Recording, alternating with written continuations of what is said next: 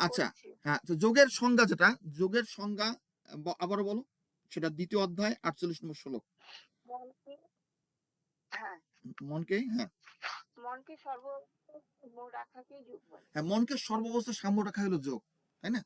মানে আমি ধরো একটা হ্যাঁ, ব্যবসা-বাণিজ্য হ্যাঁ, করি। আমার ব্যবসা-বাণিজ্যে ক্ষতি হলো। আমি যে ক্ষতি হলে আমার লোকসান হলে যেন আমার মনটা খারাপ না হয়। হ্যাঁ? কিংবা আমার লাভ হলে যেন আমি আনন্দিত না হই। এইটা হলো যোগ সাধনা।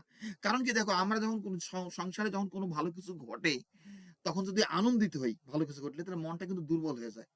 এবং আমাদের কিন্তু আমাদের যে সব হুম, উদ্দেশ্য যেটা সেখান থেকে আমরা দূরে সরে যাই, মনটা অন্যদিকে চলে যায়, একটা মনের মধ্যে একটা অসতর্কতা আসে, অসাবধানতা আসে, আমাদের যে মূল যে লক্ষ্য যেটা সেখান থেকে ফোকাস মানে মনোযোগ না দিয়ে মনটাকে বিচলিত করি, অন্যদিকে নিয়ে যাই। এজন্য ভালো সময় আমাদের হুম, আনন্দিত হওয়া যাবে না, সুখবোধ করা যাবে না, খারাপ সময় আমাদের কিন্তু দুঃখ বোধ করা যাবে না। এজন্য আমি দেখো গীতার হুম। হলো তিনটা স্তম্ভ। কি কি বলতো গীতার তিনটা স্তম্ভ কি কি? একটা হচ্ছে জ্ঞান, কর্ম, ভক্তি। একটা জ্ঞান, আরেকটা হলো কর্ম, আরেকটা হলো ভক্তি। মনে রাখবে, গীতা শাস্ত্র বুঝতে হলে আমাদের তিনটা জিনিসকে সঠিকভাবে বোঝার চেষ্টা করতে হবে। গীতার মূল স্তম্ভ হলো জ্ঞান, কর্ম ও ভক্তি। হুম, মানে গীতা সবসময় মনে রাখবা, হ্যাঁ, গীতা আমরা কর্ম করব, কিন্তু কর্ম এমনভাবে কর্ম যেন আমার মনটা ঈশ্বর স্থির থাকে। আর মনকে স্থির রাখার উপায়টা কি ভগবান হ্যাঁ, বলছে? যে হে অর্জুন তুমি কর্ম করো, কর্মেই তোমার অধিকার, কর্ম ফলে কোনো অধিকার নাই। মন যখন কর্মফলে আসক্তি থাকে, তখন কিন্তু মন কিন্তু কর্মফলের দ্বারা বিচলিত হবে। ভালো যদি ফল ঘটে তাহলে আমি আনন্দিত হব, হুম, খারাপ হলে আমি দুঃখ বোধ করবো। হ্যাঁ, আমি নিরুৎসাহ বোধ করবো। হুম, এই জন্য ভগবান বলছে দেখো যে আমরা যেন কর্ম করি এবং কর্মের ফল ভগবানকে অর্পণ করি। এখন ভগবানকে কর্মফল অর্পণ করে যোগ সাধনা করতে গিয়ে যোগের সিদ্ধি লাভের জন্য ভগবান আমাদের ভক্ত হতে শিখাইছেন। কারণ ভগবত গীতা দেখো, ভগবত গীতা আলোচনা করতে গেলে অনেক সময় লাগবে। আমি শুধু মেন জিনিসগুলো টাচ করে যাচ্ছি, মেন পয়েন্টগুলো। সেটা হলো কি, যে আমাদের ভগবানের ভক্ত হ্যাঁ, হলে আমাদের ভক্তের বিশেষ কিছু গুণাবলী আমাদের মধ্যে থাকা দরকার।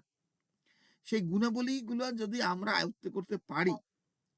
সেই গুণের মাধ্যমে আমরা ভগবত তত্ত্ব সম্বন্ধে জ্ঞান অর্জন করতে পারবো। সেই গুণাবলীর দুই একটা নমুনা তুমি বলো তো, কি কি ভক্তের গুণ একটু বলো তো, গুণ কি কি? হুম, ভক্তের গুণাবলী, ভক্তের গুণ সম্বন্ধে আমি কোথায় বলছি, কোথায় আলোচনা যেমন করে? হ্যাঁ, হ্যাঁ বলো। হ্যাঁ, কোন অধ্যায় বলে দিচ্ছি শ্লোকগুলা, ভক্তের গুণাবলী?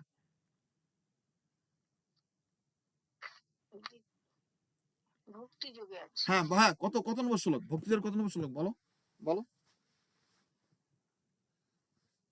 হ্যাঁ, বলছি।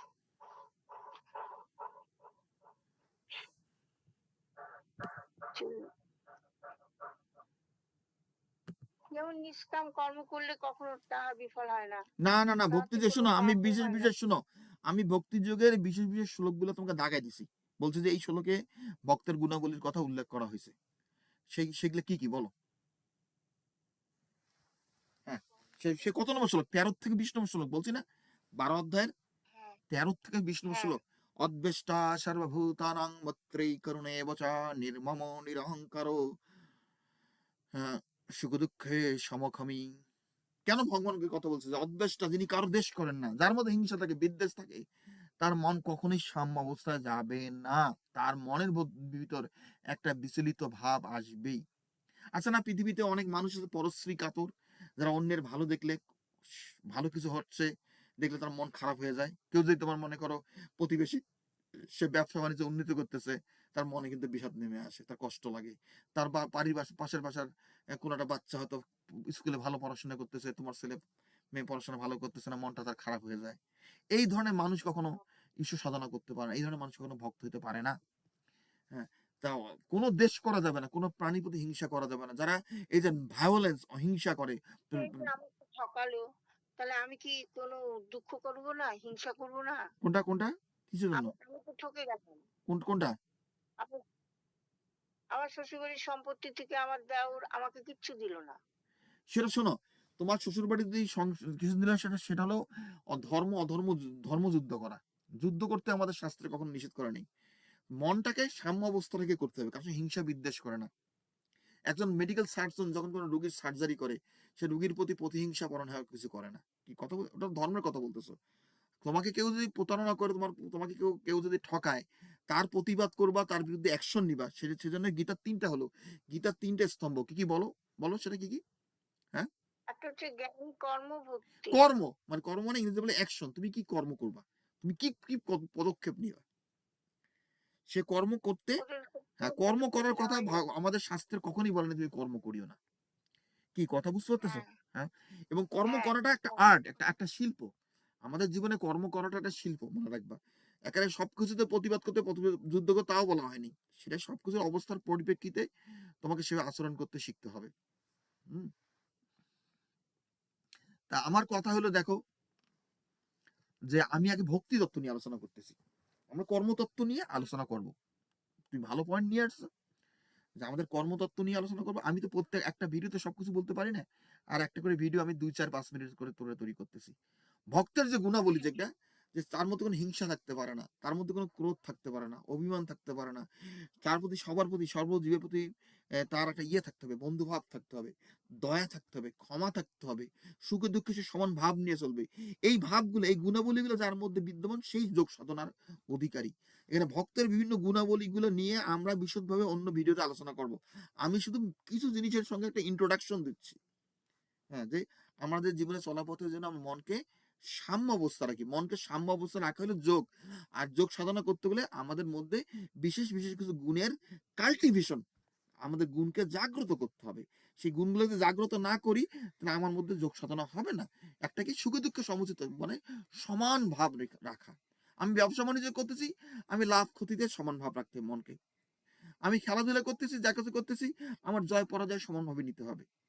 আমি যদি না নিই, তো মন সাম্যাবস্থা থাকবে না। আর মন সাম্যাবস্থা না আসলে সেখানে সে যোগী হইতে পারবে না। মনে রাখবা, আমাদের যোগ সাধনার ৩টে জিনিস, তিনটে স্তম্ভ। একটা হলো কর্ম, আর বাকি যেটা কি বলতো? হ্যাঁ, যোগ সাধনার ৩টা। জ্ঞান, হ্যাঁ, জ্ঞান, কর্ম, ভক্তি। হ্যাঁ, কর্ম, জ্ঞান, ভক্তি। হ্যাঁ, আমাদের ৩টা জিনিস। আমি শুধু আজকের ভিডিওগুলোতে আমি শুধু একটা সূচনা দিচ্ছি, মানুষের ধরাই দিচ্ছি চিন্তা করতে, যে আমাদের হ্যাঁ, আমি একটু পরে ভিডিওতে কর্মতত্ত্ব নিয়ে আলোচনা করব। আমি তারপর জ্ঞান তত্ত্ব নিয়ে আলোচনা করব। আমি ভক্তি তত্ত্ব, সবকিছু জিনিসটা বিশদভাবে প্রতিটা ভিডিওতে আলোচনা করব। তো এখন আমার ভিডিওর মূল কথা হলো কি, যে আমাদেরকে ভক্ত হওয়ার জন্য, ভক্তের যে গুণাবলী, সেটা ভগবত গীতার ১২ অধ্যায়ের ১৩ থেকে ২০ নম্বর শ্লোকে বিশদভাবে আলোচনা করছে। সেই শ্লোকগুলা, হ্যাঁ, তুমি পড়ে শোনাও শ্লোকগুলা। ১৩ থেকে ২০ নম্বর শ্লোকগুলা পড়ে শোনাও। হ্যাঁ, পড়ে শোনাও। আচ্ছা। যেমন প্রত্যেকের জীবনে বাল্য, যৌবন না, না, ও না, না, না, বার্ধক্য ১২ অধ্যায়ের, আসে। ১২ অধ্যায়ের, ১২ অধ্যায়ের ১৩ থেকে ২০, ১২ অধ্যায়ের ১৩ থেকে ২০ নম্বর শ্লোক পড়ো। ভক্তের গুণাবলী। হ্যাঁ, ও ১২।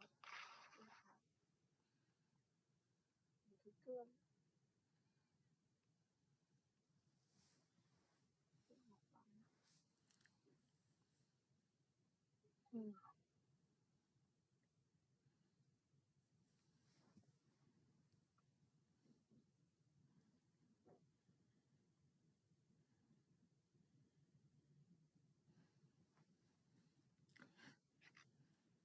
১২ অধ্যায় ভক্তিযোগ। হ্যাঁ, ১৩ থেকে ২০ নম্বর শ্লোক পড়ো। ১৩ থেকে ২০ নম্বর শ্লোক। হ্যাঁ, তে- করছি। যদি অভ্যাসেও অসমর্থ হও, তবে আমার কর্মে না, শুনো, উদ্যোগী তুমি হও। ১৩ নম্বর শ্লোক থেকে, এইভাবে, তুমি ১৩ নম্বর শ্লোক থেকে পড়ো। হ্যাঁ, আচ্ছা। যিনি সকলের প্রতি হিংসা শূন্য, বন্ধু ভাবযুক্ত, ক্ষমাশীল, সমদর্শী, সুখে দুঃখে সমান, নিরঅহংকারী, মমত্ব শূন্য, জিতেন্দ্রিয়, সহনশীল, সদা তুষ্ট, দৃঢ় বিশ্বাসী ও যোগী, যাহার মন ও বুদ্ধি আমার প্রতি সমর্পিত হইয়াছে, তিনি ভক্ত, তিনি আমার প্রিয়। হুম। যিনি কাহাকেও উদ্বেগ দেন না, আবার কাহারও কোনো ব্যবহারে যিনি উদ্বেগ প্রকাশ করেন না, এবং যিনি আনন্দ, ক্রোধ, ভয় ও উদ্বেগ শূন্য, তিনিই আমার প্রিয়। যাহার কিছু আকাঙ্ক্ষা নাই, এমন পবিত্র, দক্ষ, উদাসীন, নিষ্পৃহ, দুঃখহীন, যিনি কোনো বিষয়ে ব্যস্ত হন না, সেই ভক্তই আমার প্রিয়।